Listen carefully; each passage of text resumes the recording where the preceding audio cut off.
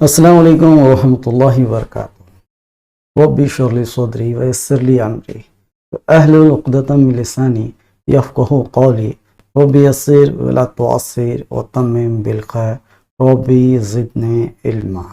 عزیز طلباء و طالبات، میں آصف بال سنگھ آپ تمام کا میرے چینل پر دلی خیر مقدم کرتا ہوں۔ پہلے بچوں، پچھلی ویڈیو میں ہم نے خطوط نویسی کے متعلق تفصیل سے معلومات حاصل کی ہے کہ کس طرح خط لکھیں، خط لکھنے کے آداب کیا ہیں، طریقے کیا ہیں، سب کچھ ہم نے پچھلی ویڈیو میں خطوط نویسی کے متعلق معلومات حاصل کی تھی۔ آج ہم جس موضوع پر بات کرنے جا رہے ہیں وہ ہے مضمون نویسی۔ تو آپ کی درسی کتاب نو بحر ادب میں شامل جو سبق ہے، سبق نمبر 7 زعفران، اس میں قواعد و انشاء کے حصہ میں مضمون نویسی کو رکھا گیا ہے۔ تو آج ہم مضمون نویسی کے متعلق معلومات حاصل کریں گے کہ مضمون کیسے لکھیں، مضمون لکھنے کے طریقے کیا ہیں، مضمون کی تعریف کیا ہے، مضمون کے اقسام کیا ہیں۔ یہ تمام باتیں جو ہم آج کی ویڈیو میں معلوم کریں گے۔ یہ مضمون جب دیکھتے ہیں خط کی طرح، یہ بھی پرائمری تا اعلیٰ جماعت کے طلباء و طالبات کے لیے یہاں پر بنایا جا رہا ہے۔ فرق جو ہے بس مارکس کا ہی ہے کہ پرائمری سطح پر کچھ مارکس ہوں گے، ہائی اسکول کی سطح پر یعنی ثانوی سطح پر یہ 5 مارکس کے لیے آتا ہے آپ کے لیے، جبکہ اعلیٰ سطح پر جو ہے یہ 15 یا 20 مارکس پر آ سکتا ہے۔ کہ مضمون یہاں پر کس کو کہتے ہیں، مضمون کی تعریف کیا ہے، مضمون لکھنے کے طریقے کیا ہیں، تفصیل سے ہم یہاں پر اس کے متعلق آج معلومات حاصل کریں گے۔ تو ویڈیو شروع کرنے سے پہلے آپ سے یہی گزارش ہے کہ اب تک آپ نے ہمارے چینل کو سبسکرائب نہیں کیا ہے تو براہ مہربانی ہمارے چینل کو سبسکرائب کریں، پسند آئے تو لائک بٹن ضرور کلک کریں، اور ہاں اپنے دوستوں میں، سہیلیوں میں، تمام اردو کے چاہنے والوں میں ان ویڈیوز کو شیئر کریں تاکہ ہر کوئی اس سے استفادہ کر سکے۔ ٹھیک ہے، تو چلیے دیکھتے ہیں مضمون نویسی یعنی مضمون ہم کیسے لکھیں۔ تو یہاں پر جب دیکھتے ہیں مضمون کی تعریف، مضمون کی تعریف کیا ہے، مضمون ہم کسے کہتے ہیں، تو دیکھیں یہاں پر مضمون ایک ایسی تحریر ہے جس میں کسی موضوع پر تسلسل کے ساتھ اظہار خیال پیش کیا جاتا ہے۔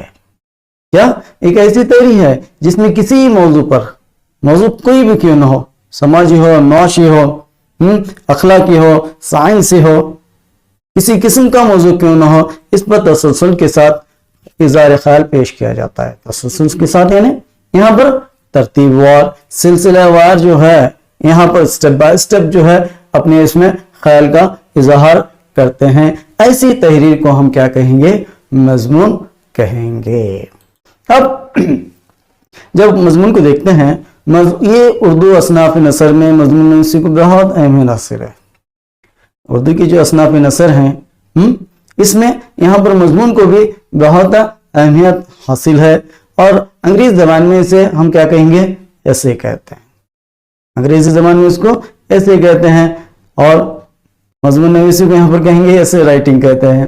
تو یہاں پر ایسے کہتے ہیں، اور ایسے کے معنی کیا ہیں، یہاں پر بیان کرنے کیا ہیں، یہاں پر معنی کیا ہے، بیان کرنے کا۔ اب اس میں کیا ہے، کسی موضوع یا مسئلے کو عام لفظوں میں تفصیل سے بیان کیا جاتا ہے، پیش کیا جاتا ہے۔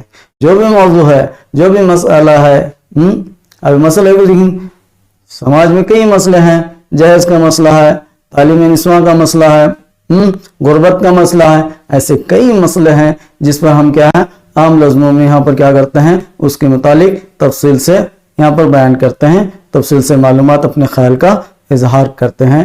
اس کو ہم کیا کہیں گے، مضمون کہتے ہیں۔ اب دیکھیے مضمون کی ایک مختصر تعریف، مختصر سا جو تعارف ہے کہ اس کی ابتدا کب ہوئی، کیسے ہوئی مضمون کی ابتدا۔ تو یہاں پر آپ کو بتاتا چلوں کہ 1800 عیسوی میں فورٹ ولیم کالج اور 1825 عیسوی میں دلی کالج کے قیام کے بعد اردو نثر کی ابتدا ہو گئی تھی۔ یہ 1800 عیسوی میں فورٹ ولیم کالج جو کلکتہ میں بنایا گیا لارڈ ویلزلی کی حکم پر، جس کے پرنسپل ڈاکٹر جان گلکرسٹ تھے۔ یہاں پر کئی مصنفوں نے اپنی خدمات انجام دی، میر امن ہے، خواجہ حیدر بخش ہیں، इमाम, ये जो है यहाँ पर जब हम देखते हैं ऐसे कई जो है मुसन्निफीन ने अपने उर्दू की खिदमत अंजाम दी, बिलखुसूस नसर में। और मीर अमन के हम देखेंगे इसमें सबसे अहम तस्नीफ बाग व बहार है। तो ऐसे कई किताबें जो हैं नसर में यहाँ पर लिखी गई। तो यहाँ पर उर्दू की नसर की बाकायदा इब्तिदा हो गई। उसके बाद जो है 1857 ईस्वी का साहना पेश आया। ये 1857 ईस्वी का साहना क्या है आप तो जानते हैं, तारीख में पढ़ा ही है कि इसके बाद क्या हुआ, हिंदुस्तान के हालत कैसे हुए, अंग्रेज किस तरह जो हिंदुस्तान पर काबिज हुए वगैरह, ये आप तारीख में पढ़ चुके हैं। जब 1857 के बाद जब देखते हैं, यही वो जमाना था जब सर सैयद अहमद खान ने क्या किया, अलीगढ़ तहरीक का आगाज किया। सर सैयद अहमद खान इन्होंने अलीगढ़ तहरीक का आगाज किया। अलीगढ़ तहरीक के मुतालिक तो आप जानते ही होंगे कि इसके तहत यहाँ पर क्या किया गया, कई स्कूल्स कॉलेजेस खोले गए ताकि मुसलमान जो है इससे तालीम याफ्ता हो सकें। और इसके साथ साथ सैयद अहमद खान ने कई अखबारात भी जारी किए, जिसमें सबसे मशहूर अखबार जो है तहजीबुल अखलाक है। इसमें आपने लिखना शुरू किया। तो इस तहरीक के ज़ेर असर मजमून निगारी की बाकायदा इब्तिदा हुई। क्या ये अलीगढ़ जो तहरीक है, इस तहरीक के ज़ेर असर, इसी तहरीक के ज़ेर असर क्या कहते हैं यहाँ पर कि ये जो मजमून नवीसी की इब्तिदा है यहीं से हुई। यानी सर सैयद अहमद खान इनके बानियों में शुमार होते हैं। और आपके अलावा यहाँ पर मोहसिनुल मुल्क, वक़ारुल मुल्क, अल्ताफ हुसैन हाली, चिराग अली वगैरह ने भी जो है मजमून निगारी में तवज्जो दी। आप और आपके रफ़ाकार ने इस फन को बामे उरूज पर पहुंचाया। ये मजमून नवीसी की इब्तिदा के मुतालिक एक मुख्तसर सा तारुफ। अब देखिए मज़ामीन के मौज़ूआत क्या हैं। किन मौज़ूआत पर हम मज़ामीन लिखते हैं, किन मौज़ूआत के तहत हमें मज़ामीन देखने में आते हैं। यहाँ पर देखिए मज़ामीन मुख्तलिफ मौज़ूआत पर लिखे जाते हैं, जैसे मजहबी है, समाजी, सियासी, साइंसी, जोग्राफियाई मालूमात से मुतालिक यहाँ पर क्या है मज़ामीन लिखे जाते हैं। मजहबी, समाजी, सियासी, साइंसी, जोग्राफी वगैरह जो है इन पर जो मालूमात हैं उसके मुतालिक यहाँ पर मजमून लिखे जाते हैं। अगर मजमून में मजहब, समाज, सियासत, साइंस से मुतालिक किसी अहम मसले पर इज़हार ख्याल करना हो तो मसला की गर्ज़ व गायत, इसके नताइज और इसके हल से मुतालिक तजावीज़ पेश किए जाते हैं। जो यहाँ पर मज़ामीन लिखे जा रहे हैं, चाहे मजहबी हो, समाजी हो, सियासी हो, साइंसी हो या किसी अहम मसले पर जो है इसके मुतालिक जो है यहाँ पर इज़हार ख्याल किया जा रहा है, तो क्या होता है यहाँ मसला है कि गर्ज़ व गायत, ये मसला पेश करने की गर्ज़ व गायत क्या है, इसके नताइज क्या हो सकते हैं और इसका हल क्या होगा, इसमें जो है इसके मुतालिक मजमून में तजावीज़ पेश किए जाते हैं। और अब देखिए इसके बाद मज़ामीन के अक़साम, ये अक़साम की कौन कौन से इसकी किस्में हैं मज़ामीन की। तो मज़ामीन तो मुख्तलिफ किस्म के होते हैं, बहुत सारी किस्में, जिसमें चंद अहम जो है यहाँ पर देखिए शख्सी मज़ामीन, मालूमाती मज़ामीन, अदबी मज़ामीन, अखलाकी मज़ामीन, तारीख़ी मज़ामीन, सियासी, मुआशराती, साइंसी और दीगर कई किस्म के मज़ामीन हमें देखने को मिलते हैं। लेकिन ये जो है अहम है, जो इनका हमें सामना होते रहता है, जिन पर हम अक्सर बेशतर जो है मज़मून लिखते हैं। जैसे किसी शख्स पर मज़मून लिखना है, कोई मालूमाती मज़मून है, अदबी मज़मून है, अखलाकी मज़मून है, तारीख़ी मज़मून है, सियासी मज़मून है, सियासत पर जो है मज़ामीन लिखे जा रहे हैं। मुआशराती, मुआशरे में क्या चला है, साइंसी मज़ामीन, साइंस पर तो आजकल बहुत कुछ चलता है। इन तमाम पर जो है मज़ामीन लिखे जाते हैं। ये तमाम जो है मज़ामीन के अक़साम हैं। अब इनमें जो है चंद एक हम देखेंगे, जिसमें है शख्सी मज़मून, जिस पर हमें मज़मून लिखने के लिए यहाँ पर इम्तहानात में सवालात आते रहते हैं। तो ये शख्सी मज़मून किसे कहते हैं। शख्सी मालूम होता है कि ये किसी मशहूर शख्सियत के हालात ज़िंदगी और ख़िदमात बयान करना शख्सी मज़मून कहलाता है। जिस किसी मज़मून में हम किसी मशहूर शख्सियत के मुतालिक उसके हालात ज़िंदगी और ख़िदमात बयान करते हैं तो वो शख्सी मज़मून कहलाता है। कोई मशहूर शख्सियत है, मौलाना अबुल कलाम आज़ाद लीजिए, मौलाना उलमा इक़बाल लीजिए, महात्मा गांधी लीजिए, जवाहरलाल नेहरू वगैरह जो है यहाँ पर ये मशहूर शख्सियत हैं। उसमें क्या होता है शख्सी मज़मून में उनकी ज़िंदगी के हालात ज़िंदगी और उनके ख़िदमात बयान करना ये शख्सी मज़मून कहलाता है। और शख्सी मज़मून लिखते वक्त क्या करें हम, पहले तारुफ, خاندانی حالات، شخصیت اور زندگی کے اہم واقعات بیان کرنا ضروری ہے۔ جب بھی ہم کسی شخص پر مضمون لکھتے ہیں تو وہاں پر اس کا تعارف، نام، پیدائش وغیرہ، اس کے بعد اس کے خاندانی حالات، وہ شخصیت کیسی تھی اور اس کی زندگی کے اہم واقعات کون کون سے ہو گزرے ہیں اس پر بیان کرنا ہوتا ہے۔ جیسے کہ میں نے بتایا کہ یہ مضمون نویسی جو ہے پرائمری تا اعلیٰ سطح کے طلبہ و طالبات کے لیے یہاں پر بتایا جا رہا ہے۔ تو اس میں پرائمری سطح اور ثانوی سطح پر جو ہے اتنی گنجائش نہیں ہوتی، یہاں پر مختصر سے باتیں جو ہیں بتائی جاتے ہیں۔ خاندانی حالات، شخصیت، ان کی زندگی جو اعلیٰ سطح کے طلبہ و طالبات کے لیے ہوتے ہیں، جو 4 تا 5 صفحات پر جو ہیں یا 6 صفحات پر بھی جو ہے یہ مضمون لکھا جاتا ہے، ایسے میں یہاں پر اس کی زیادہ گنجائش ہوتی ہے۔ ہم مختصر ہی ہم یہاں پر کیا کر سکتے ہیں 5 مارکس کے لیے یہاں پر کیا ان کی شخصیت جو بھی یہاں پر بتائے گئے ہیں، تعارف، خاندانی حالات، شخصیات اور زندگی اہم واقعات، ایک 2 جملے میں کرتے ہوئے ہم ایک صفحے پر جو ہے اس شخصی مضمون کو بیان کرتے ہیں۔ اب دیکھیں یہاں پر شخصی مضمون مولانا ابوالکلام آزاد اس پر لکھیے، مہاتما گاندھی لیجیے، یا پھر علامہ اقبال نہیں تیرا نشے من بسر سلطانی کی غمت پر، تو شاہین ہے بسیرا کر پہاڑوں کی چٹان پر۔ تو ایسے یہ عظیم شخصیات ہیں جن کی زندگی اور حالات، خدمات کے متعلق جب ہم کوئی مضمون لکھتے ہیں اس مضمون کو ہم کیا کہتے ہیں؟ شخصی مضمون کہتے ہیں۔ اب معلوماتی مضمون کیسے ہوتا ہے؟ جس چیز سے متعلق مضمون لکھا جا رہا ہے اس میں کیا ہے؟ اس کا تعارف، اس کے فوائد، اس کے نقصانات اور اس کی نتائج کے بارے میں مدلل انداز میں حقائق بیان کرنا چاہیے۔ معلوماتی مضمون جو بھی ہے ہمارا سائنس کے متعلق ہو، کسی اور چیز کے متعلق جو بھی معلوماتی مضمون ہے نا، اس میں کیا کرنا ہوتا ہے؟ یہاں پر اس کا تعارف، فوائد اور نقصانات، ہر چیز کے اپنے فائدے اور نقصانات ہوتے ہیں۔ پہلا اس کا تعارف کیجئے، پھر اس کے فائدے اور نقصانات گنوائیے اور اس کے نتائج میں مدلل انداز میں حقائق بیان کرنا چاہیے۔ مدلل مضبوط طریقے سے جو ہے ہمیں کیا ہے یہاں پر اس کے حقائق کا بیان کرنی چاہیے۔ ایسے مضامین میں خیالی پلاؤ یا پھر ہوا سے باتیں کرنے کی گنجائش نہیں ہوتی۔ خیالی پلاؤ یا ہوا سے باتیں کرنا، فضول باتیں کرنا، بے وجہ باتیں کرنا، اس کی یہاں پر جو ہے گنجائش نہیں ہوتی، بلکہ یہاں حقائق کی روشنی میں جو ہے مدلل انداز میں حقائق کے بیان کیے جاتے ہیں۔ ہر بات حقیقت پر کیا ہوتی ہے؟ یہاں پر مبنی ہوتی ہے، یعنی ہر بات حقیقت پر مبنی ہونی چاہیے۔ ایسے مضمون میں معلوماتی مضمون جب بھی لکھتے ہیں ہم ان باتوں کا خیال رکھنا ضروری ہے، جیسے موبائل فون کے فائدے اور نقصانات، گلوبل وارمنگ، نیا کرونا وائرس کووڈ-19 وغیرہ۔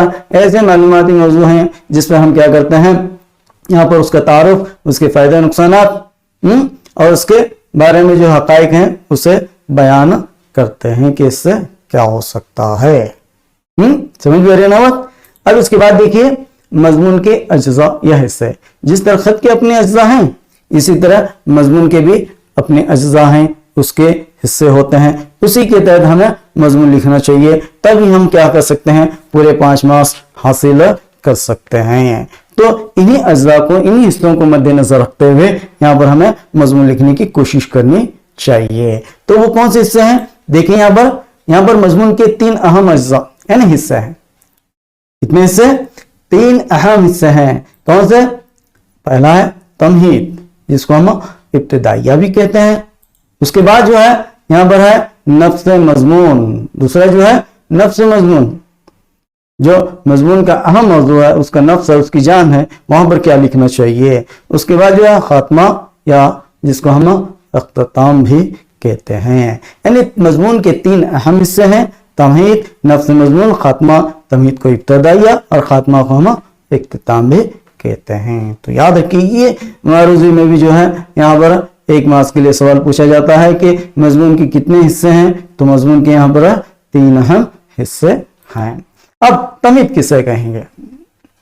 تمہید ابتدائی اس کی تعریف کیا ہے، یہ کیسی ہونی چاہیے؟ اب دیکھیے یہ ایسا مضمون کا تعارف ہوتا ہے، جو مضمون ہم لکھ رہے ہیں اس کا تعارف مختصر یہاں پر تعارف بیان کیا جاتا ہے، اسی لیے اسے نہایت پر اثر اور عمدہ ہونا چاہیے۔ مضمون کا تعارف ہوتا ہے اس لیے تعارف کو ہمیشہ کیا ہے؟ نہایت پر اثر ہونا چاہیے، اثردار ہونا چاہیے، اور عمدہ بھی ہونا چاہیے. مضمون کے موضوع کے لحاظ سے ابتدا کرنا چاہیے. مضمون کو جو ہے اس کا جو بھی موضوع ہے اس کے لحاظ سے ابتدا کرنی چاہیے. موبائل کے فائدے اور نقصانات ہیں، موبائل کے متعلق اس کے موضوع کے تحت جو ہے یہاں پر موبائل کے متعلق بتاتے ہوئے اس کی ابتدا کرنی چاہیے. کرونا وائرس ہے تو بیماری کے متعلق اس کے لحاظ سے بتاتے ہوئے ابتدا کرنی چاہیے.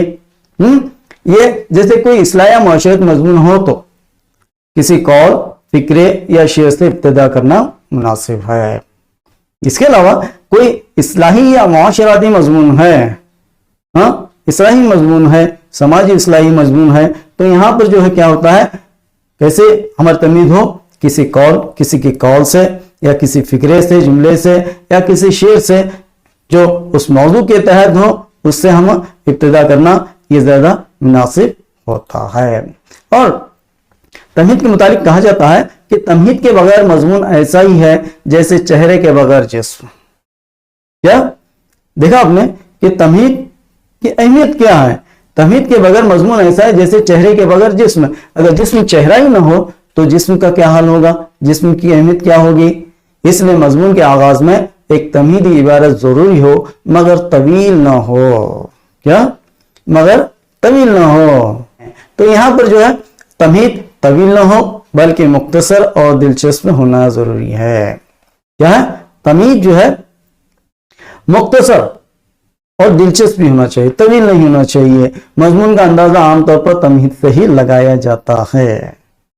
تمہید پڑھنے سے ہی معلوم ہوتا ہے کہ یہ مضمون کیسا ہوگا، کہ لکھنے والے نے کیسا یہاں پر لکھا ہے. اس لیے تمہید پر اثر ہونا ضروری ہے، ورنہ یہ کہنا پڑتا ہے کہ اثر اس کو ذرا نہیں ہوتا.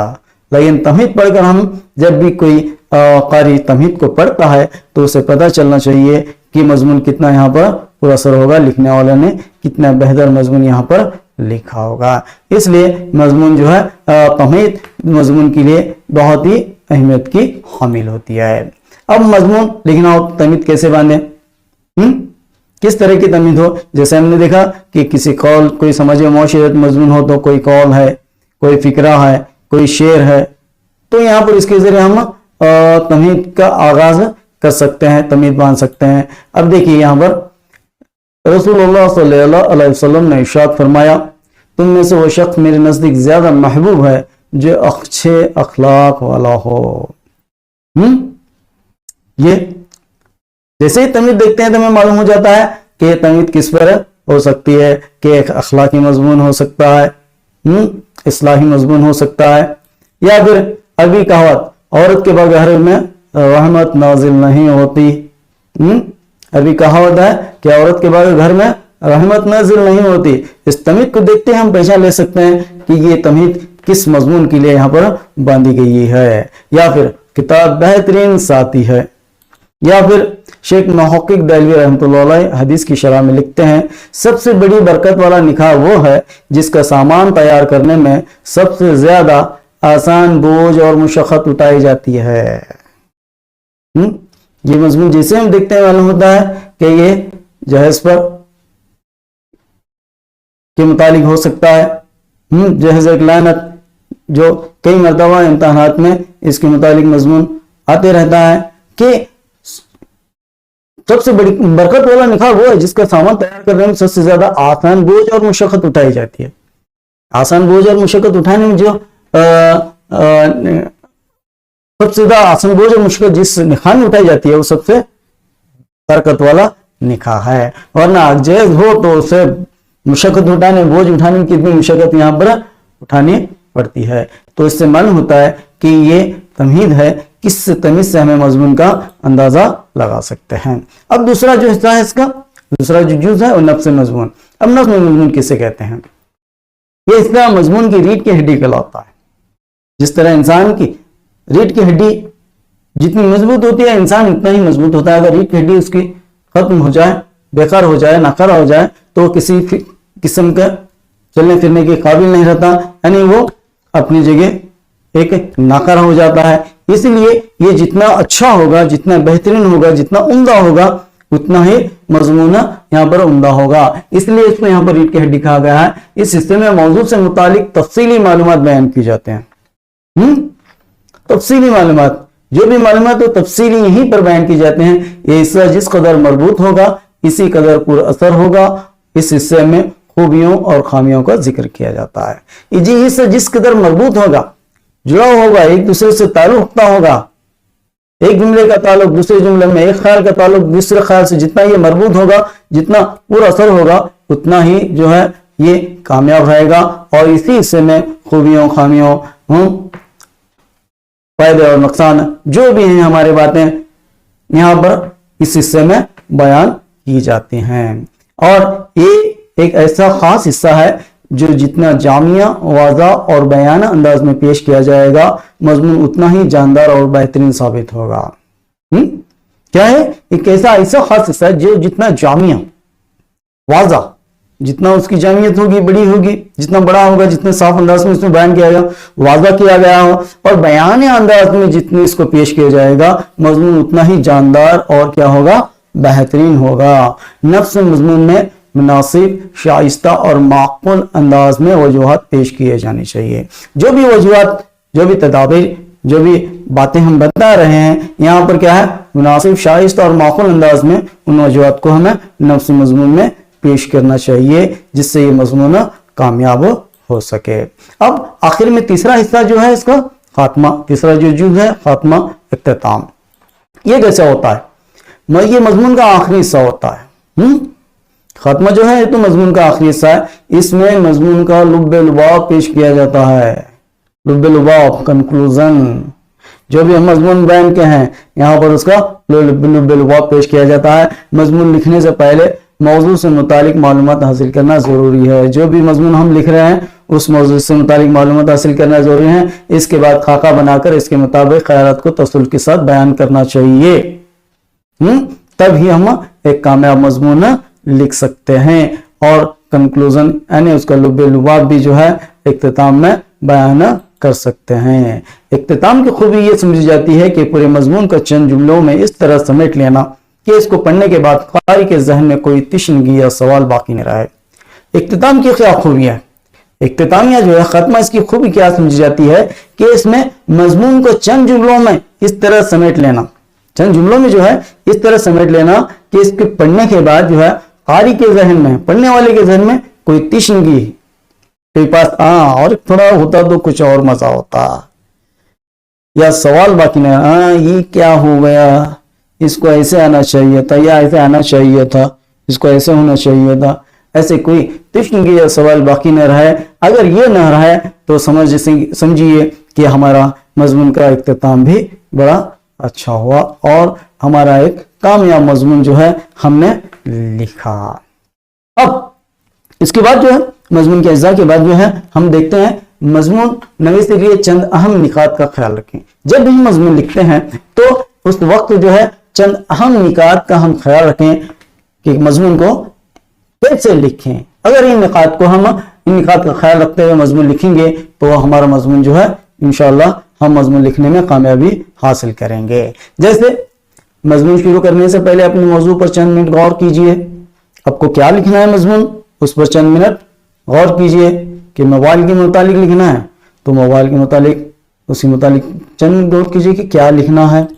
उसके बाद ख्यालात को ज़हन में जमा करके तरतीब दीजिए। इसके बाद बड़े इत्मीनान के साथ लिखना शुरू कीजिए। जो भी ख्यालात हैं आपको यहाँ पर उस जमा करके तरतीब दीजिए कि पहले मैं ये तारुफ में ये बातें, उसके बाद नफ्स मजमून में ये बातें और इख्तिताम में ये बातें मुझे लिखनी है।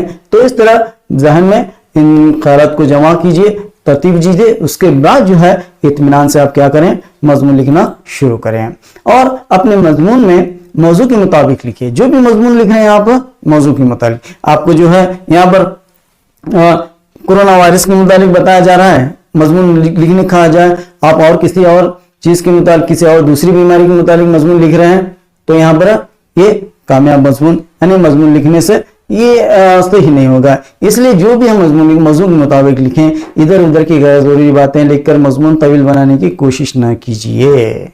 इधर उधर की गैर जरूरी, अब कोरोना वायरस के मुताबिक लिखना है, बिला वजह हम 1000 बीमारियों को लाकर जो है मजमून को यहाँ पर तवील बनाना नहीं, बल्कि कोरोना वायरस है तो कोरोना वायरस के मुताबिक ही हम यहाँ पर उसी मौजू के मुताबिक हमें मजमून लिखने की कोशिश करनी चाहिए।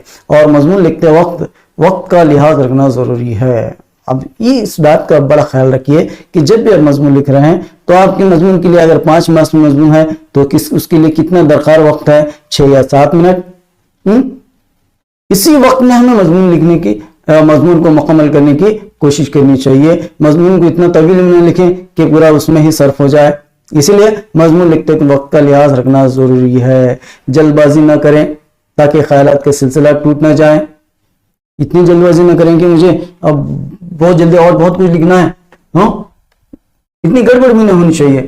یہ جلد بازی بھی نہ کریں تاکہ جو بھی ہم خیالات ہمارے ذہن میں اس مضمون کے تحت ہیں وہ ٹوٹ نہ جائیں، اور اتنا آہستہ بھی نہ لکھیں کہ وقت کا بہت سا حصہ مضمون کے نظر ہی ہو جائے، اور اتنا آہستہ نہ لکھیں کہ ہم جہاں پر 7 منٹ دیکھنے چاہیے وہاں پر 15-20 منٹ اسی کے لیے لگا دیے، ایسے بھی نہ کریں۔ اور مضمون مکمل کرنے کے بعد اس پر ایک نظر ثانی کرنا ضروری ہے۔ جو بھی مضمون لکھ رہے ہیں آپ اس پر لکھنے کے بعد ایک نظر ثانی ضرور کیجئے، اور مضمون لکھتے وقت خوش خطی کا خاص خیال رکھیے۔ خوش خطی، اس میں کھانٹ شانٹ دھاگ دھبے ایسے بالکل نہیں ہونا چاہیے۔ تمہید وہاں پر اوپر بٹھائیں، اس کے بعد نفس مضمون، اس کے بعد خاتمہ، 3 الگ الگ پیراگراف عبارات میں جو ہے اس کو لکھیں گے، اور دھبوں سے داغ دھبوں سے کھانٹ شانٹ سے بچا کر ہم خوش خطی سے اگر لکھیں گے تو مضمون خوبصورت بھی نظر آئے گا، پڑھنے والے کو مزہ بھی آئے گا، اور امتحان میں ممتحن کو بھی کیا ہے یہاں پر نمرات دینے میں بہت آسانی ہوگی۔ اس لیے خوش خطی کا بھی خاص خیال رکھنا لازمی ہے۔ اب ہم ایک مضمون بطور نمونہ دیکھیں گے، جتنی باتیں ہم نے پڑھی ہیں نا اس کا ایک نمونہ دیکھ لیں گے کہ کس طرح مضمون لکھنی چاہیے۔ تو یہاں پر نمونہ مضمون ہم دیکھیں گے، نیا کورونا وائرس کووڈ-19، یہ تو آج کا اہم موضوع ہے۔ اب جو چلا ہوا جو سب سے سرگرم موضوع جو ہے وہ یہی ہے، اسی پر ہم مضمون دیکھتے ہیں۔ تو مضمون کے 3 اہم حصے ہیں، 3 اہم اجزاء ہیں۔ جو پہلا ہے وہ ہے تمہید۔ اب اس پر تمہید کیسے بنی جائے تو دیکھیے، اللہ تعالیٰ نے انسان کو مختلف نعمتوں سے نوازا، ان گنت صلاحیتوں سے بہرور فرمایا، اور بے شمار قوتیں عطا فرمائی۔ صحت و تندرستی اللہ تعالیٰ کی ایک بیش بہا نعمت ہے، اس کی قدر و قیمت اس انسان سے پوچھئے جسے نعمت نصیب نہیں۔ دنیا مختلف بیماریوں سے دوچار ہوتی رہی ہیں، کبھی چیچک، کبھی جزام، کبھی HIV اور کبھی کینسر۔ موجودہ حالات میں دنیا، اس سے تصحیح کر لیجئے، دنیا جس بیماری کا شکار ہے وہ کورونا وائرس ہے، جس نے دنیا کو ہلا کر رکھ دیا۔ یہ ہماری ہو گئی تمہید۔ اب اس کے بعد جو ہے نفس مضمون۔ نفس مضمون کیسے ہونا چاہیے؟ دیکھیں یہاں پر کورونا وائرس یا کورونا وائرس انگریزی میں جسے کورونا وائرس ایک وائرس گروپ ہے، وائرس گروپ ہے، اس لیے اس نئے کورونا وائرس سے ہونے والی بیماری کی شناخت پہلی بار چین کے شہر ووہان میں ہوئی۔ اسے کورونا وائرس سے ہونے والی بیماری کو 2019 کووڈ-19 کا نام دیا گیا۔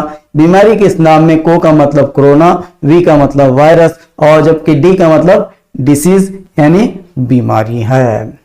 اب کورونا وائرس کی علامتیں اب یہاں پر بیان کرنا ہے کہ کیا ہے اس کی علامتیں۔ اس کے فائدے تو نہیں ہیں جس کے ہم گنوائیں، نقصانات بھی بہت ہیں، لیکن علامت نقصانات جو ہیں وہ علامات کے ذریعے آتے ہیں، اور علامات کے ذریعے ہمیں تدابیر اختیار کرنا ہوتی ہے۔ تو ہمیں کیا لکھنا چاہیے یہاں پر؟ کورونا وائرس کی علامتیں۔ کون سی علامتیں ہیں جس سے معلوم ہو کہ یہ کورونا وائرس ہے؟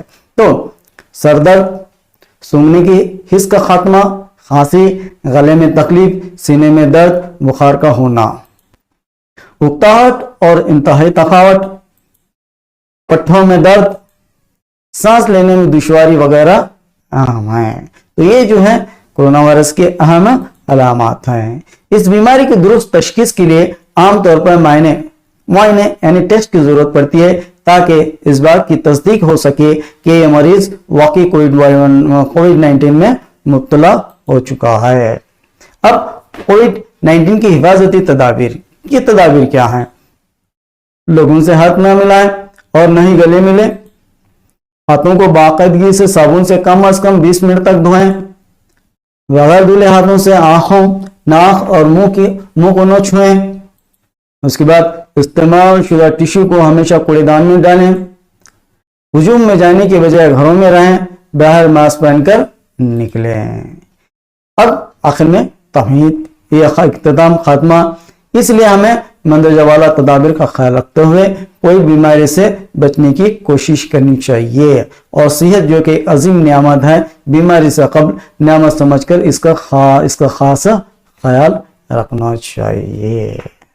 یہ ہمارا اختتام ہے. یعنی اس کو ہم پورے مضمون کو یہاں پر ایک چھوٹے سے چند جملوں میں یہاں پر ہم نے قلم بند کیا ہے. تو یہ مضمون لکھنے کے طریقے ہیں. اب اہم مضامین جو آپ کے امتحان نقطہ نظر کے تحت ہیں وہ کون سے ہیں؟ اگر آپ ان پر مشق کریں گے تو انشاءاللہ آپ کے لیے امتحان میں بہت ہی مفید ثابت ہوں گے. جیسے انٹرنیٹ کے فائدے اور نقصانات, تعلیمی نسواں, کورونا وائرس, موبائل کے فائدے اور نقصانات, بے روزگاری اور جہیز ایک لعنت وغیرہ جو ہیں اہم مضامین ہیں. آپ ان پر مشق کریں, انشاءاللہ جو ہے یہی ایسے مضامین جو ہے آپ کو امتحانات میں یہاں پر دیکھنے کو ملتے ہیں. اور آخر میں ایک خوردہ جانچ, آپ جلدی سے اس کے جواب دیجئے. میں پہلے جواب میں خود دوں گا, اور آگے جو بھی جتنے بھی جوابات ہیں آپ اس کے جوابات کمنٹ باکس میں لکھ کر بتائیں کہ آپ نے کتنے مارکس اس مضمون کو کتنا سمجھا ہے اور اس میں کتنے مارکس یہاں پر حاصل کیے ہیں. اب دیکھیں ذیل میں مضمون کے اہم حصے ہیں, کون سے ہیں؟ 2 3 4 5. مضمون کے کتنے حصے ہیں؟ آپ نے ابھی دیکھا یہ کتنے؟ جی وہی 3. کیا مضمون کے 3 حصے ہیں. اب اگلا سوال, ایسی تحریر جس میں کسی موضوع پر تسلسل کے ساتھ اظہار خیال کیا جاتا ہے کہلاتی ہے. کیا ایسی تحریر جس میں کسی موضوع پر تسلسل کے ساتھ اظہار خیال کیا جاتا ہے کیا کہلاتی ہے؟ انشائیہ, افسانہ, مضمون, خط. جواب کمنٹ باکس میں. اس کے بعد ذیل میں مضمون کا پہلا حصہ ہے. پہلا حصہ کون سا مضمون کا؟ تمہید, نفس مضمون, خاتمہ, مکتوب الیہ. کون سا ہے آپ جانتے ہیں تو لکھ دیجئے. مضمون کا وہ حصہ جو ریڑھ کی ہڈی کہلاتا ہے. ریڑھ کی ہڈی کہلانے والا کون سا حصہ ہے؟ تمہید, نفس مضمون, خاتمہ. ان میں کوئی نہیں, یہ تو نہیں ہو سکتا نا, کوئی نہ کوئی ہو. کمنٹ باکس میں ضرور جواب دیں. ذیل میں مضمون کا آخری حصہ ہے. مضمون کا آخری حصہ کون سا ہے؟ تمہید, نفس مضمون, خاتمہ یا مکتوب الیہ ہے. اب دیکھیے ذیل میں کسی ایک عنوان پر مضمون لکھیے. امتحان میں جو ہے آپ کو 5 مارکس کے لیے جس طرح کے سوالات آتے ہیں اسی طرح آتے ہیں کہ آپ کو یہاں پر 2 مضمون پوچھے جاتے ہیں, اس میں ایک لکھنا ہے, جیسے جہیز ایک لعنت, بے روزگاری وغیرہ. تو اس طرح جو ہے آپ ان مضمون عنوانات پر جو ہے مشق کیجئے, انشاءاللہ آپ کو کامیابی ضرور ہوگی. اور آخر میں آپ تمام کا ویڈیو دیکھنے کے لیے تمام کو بہت بہت شکریہ, اور پھر سے یہی گزارش کہ آپ نے ہمارے چینل کو اب تک سبسکرائب نہیں کیا ہے تو سبسکرائب بٹن کو کلک کیجئے آل پر, اور لائک ضرور کریں پسند آئے, اور تمام دوستوں, سہیلیوں اور تمام اردو کے چاہنے والوں میں ہمارے مضمون یہ ویڈیوز کو یہاں پر شیئر کیجئے تاکہ ہماری ہمت بندی رہے, ہم آپ کے لیے کچھ نہ کچھ بناتے رہیں, اور کچھ ہماری جانب سے خدمت یہاں پر اردو کے لیے ہوتی رہے. تو پھر اگلی ویڈیو میں پھر ملاقات ہوگی, تب تک اس نئی چیز کو اجازت دیجیے. السلام علیکم, اللہ حافظ.